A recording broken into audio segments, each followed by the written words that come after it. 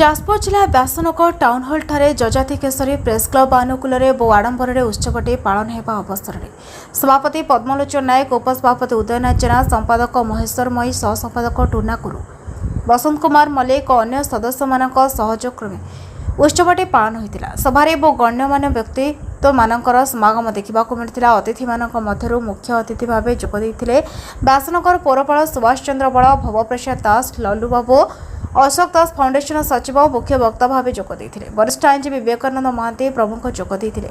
ସାଂସ୍କୃତିକ ପ୍ରୋଗ୍ରାମରେ କୁନି କୁନି କଳାକାରମାନେ ନୃତ୍ୟ ପରିବେଷଣ କରି ଦର୍ଶକମାନଙ୍କ ମନ ମୋହୁଥିବାର ନିଦର୍ଶନ ଅଛି। ପ୍ରୋଗ୍ରାମରେ ଯୋଗ ଦେଇଥିବା ବିଭିନ୍ନ ଅନୁଷ୍ଠାନ ମଧ୍ୟରୁ କିନ୍ନର ସମାଜର 2 ଜଣ ସଂଗଠକ ଅନ୍ୟତମ ଅଟନ୍ତି। ସଭାଟିକୁ ସୁନ୍ଦର ଭାବେ ଆଙ୍କରିଂ କରି ସୌନ୍ଦର୍ଯ୍ୟ ମଣ୍ଡନ କରୁଥିଲେ ବାଇଥର ଭାଇ। ଶେଷରେ ସଭାପତି ସମସ୍ତଙ୍କୁ ଧନ୍ୟବାଦ ଅର୍ପଣ କରି ଶୁଭାଶଙ୍ଗ କରିଥିଲେ। ଯାଜପୁର ଜିଲ୍ଲା କିନ୍ନର ଆସୋସିଏସନ ସମ୍ପାଦିକା आज जो कार्यक्रम आप अतिथि भाव आसते कौन कहे कार्यक्रम आज कार्यक्रम आमर जजाति केशरी प्रेस क्लब प्रथम वार्षिक उत्सव जोग देथिबा समस्त अतिथि मैंने उपस्थित थे, निमंत्रित संबर्धित प्रतिभा मैंने संगठन मैंने तो बहुत बढ़िया भाव में प्रोग्राम टी है।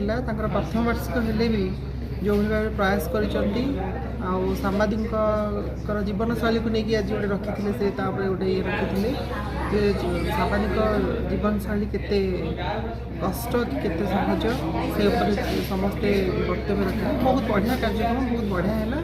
आउ गोटे कथा ये आम भी आम तरफ ठाकुर पाखे प्रार्थना करुचु प्रभु जगन्नाथ पाखे जाजपुर आमर जजाति केशरी प्रेस क्लब उन्नति आहरी आगू बढ़ू।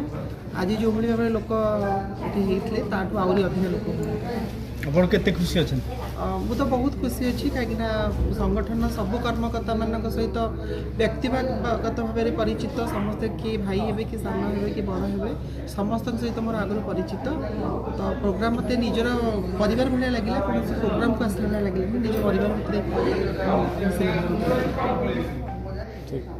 Thank you. मु जजाति केशरी प्रेस क्लब संपादक। आज आमर जजाति केशरी प्रेस क्लब प्रथम वार्षिक उत्सव अनुष्ठित होता। ये मुख्य उद्घाटक थे भवप्रसाद दास लल आमर अन्य समस्ते अतिथि आसते। ये बहुत खुशी आनंद ये अनुष्ठित है। समस्ते बहुत खुशी है। सांबादिक मैंने जो खरा तरा जो बुलिक जो भाई भाव से निजर माने परिचय सृष्टि करने सहित अन्य मानकर असुविधा सम्मुखीन असुविधा को सामना को नहीं आणिकी जो भाई सब कम करें विषय बहुत खुशी कहले समस्त बहुत उत्साहित कले। आ कौन कह आम तो जीवन या खरा थरारे बुलू आोकर समस्या को लोकलोचन को आने पर भी आमको समालोचना हाँ पड़े।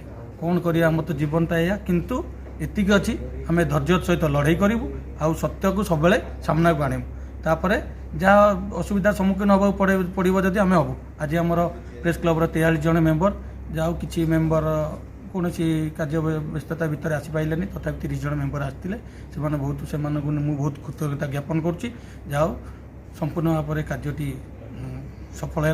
आ कौन कह सर रुक सर बर्तमान जो 4th फ्लोर कहते 4th फ्लोर आम ओडिशा गवर्नमेंट आगामी दिन में किसी आशानुरूप भरोसा किसी सरकार पाइबे कि परवर्ती समय सरकार सहित पाइबार आशा आप रखा गले आप प्रथम लड़ाई करा पड़ो। आपड़ घरे बसी कहे नहीं जे कि मत आज सरकार नियम कानून कला डिजिटल मीडिया कि जार ना रेजिस्ट्रेशन ना कि IMPR नंबर ना कि भलमंद ना आम ग्रहणीय नबुनु से जिनसटा हूँ आपण मैंने जाना दरकार जे आप जो जगह पर सरकारी ऑफिसर माने दुर्नीतिग्रस्त कर पर्दाफाश कर केवल डिजिटल मीडिया वेब मीडिया एमाने गोटे मिनिट भितर पर्दाफाश कर देखा दौरान जहाँद्वारा कि से कौन भूल करना से सरकार ये नियमटी आपण मैंने एकत्रित हुंतु जिलापाल राज्यर समस्त जगार जिलापाल आगे छिड़ा हुंतु आप कहीं आमर असुविधा कौन अच्छी आम सांबादिकता कहीं करें कहीं आमर असुविधा कौन से प्रतिवाद करूँ। आज आप जजाति केशरी प्रेस क्लब जो प्रथम वार्षिक अनुष्ठित होता आप उपस्थित थे आपंकर अनुभूति परिचय देव अनुभूति कह मोर परिचय है उमाकांत माझी जिला परिषद 2 नंबर कोराई जाजपुर। आज ଏକ ମହତ୍ତ୍ୱପୂର୍ଣ୍ଣ ଦିନ।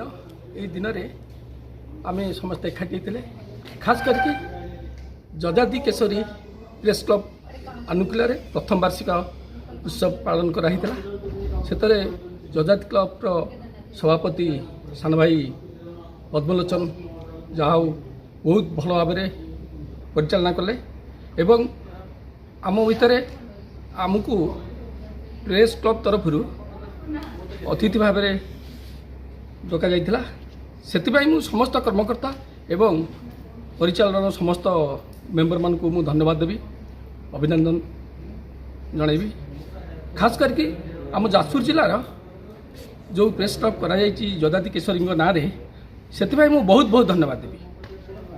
ବର୍ତ୍ତମାନର ସରକାରରେ ଯାହା ଦେଖିବାକୁ ମିଳୁଛି ସାମ୍ବାଦିକମାନେ ସୁରକ୍ଷିତ ନୁହନ୍ତି, ଯେ ଅଧିକ ଆକ୍ରମଣ ହେଉଛି, ତାକୁ ନେଇ କ'ଣ? ବର୍ତ୍ତମାନ ସରକାର ଆପଣମାନେ ଆମ ଅପେକ୍ଷା ଆପଣମାନେ ବେଶୀ ଜାଣିଛନ୍ତି, କିନ୍ତୁ ଆଜି ଏ ସରକାରରେ ଖାଲି ଆପଣମାନେ କେଉଁଠି ବାଧାରେ ପଡ଼ୁନାହାନ୍ତି। ସମସ୍ତେ ଆଜି ମହିଳା ସୁରକ୍ଷିତ ନାହିଁ, ଗୋଟେ ଲୋକ ସୁରକ୍ଷିତ ନାହିଁ, ସମାଜ ଆଜି ବହୁତ ତଳକୁ ତଳକୁ ଯାଉଛି। ନିଶ୍ଚିତ ଭାବରେ ସବୁବେଳେ ପ୍ରତ୍ୟେକ ମୁହୂର୍ତ୍ତରେ ସମସ୍ତେ ଆକ୍ରମଣରେ ଶିକାର ହେଉଛନ୍ତି। ଖାଲି ଏତିକି କହିବି ଯେ ଆପଣମାନେ ସଜାଗ ହେଇ ରୁହନ୍ତୁ, ସବୁବେଳେ ଲୋକଙ୍କୁ ସାହାଯ୍ୟ କରନ୍ତୁ। ଆପଣମାନେ ଖରା ତରା ସବୁବେଳେ ବର୍ଷା କିଛି ସମସ୍ତଙ୍କୁ ବେଖାତିର କରି ଆଜି ଆପଣମାନେ ଆଗକୁ ଯାଆନ୍ତୁ, ସତ୍ୟାସତ ଆପଣ ସମସ୍ତଙ୍କ ସାମ୍ନାକୁ ଆଣନ୍ତୁ। ମୋର ଏତିକି ମାତ୍ର କାମ। ଧନ୍ୟବାଦ ସାର୍। ଖୁସି କଥାଟା ଯାଜପୁର ଉଦୟନ ଜେନାଙ୍କ ରିପୋର୍ଟ ସହ ଜାଜୁ ଜେନାଙ୍କ ରିପୋର୍ଟ, BTN ଓଡ଼ିଆ।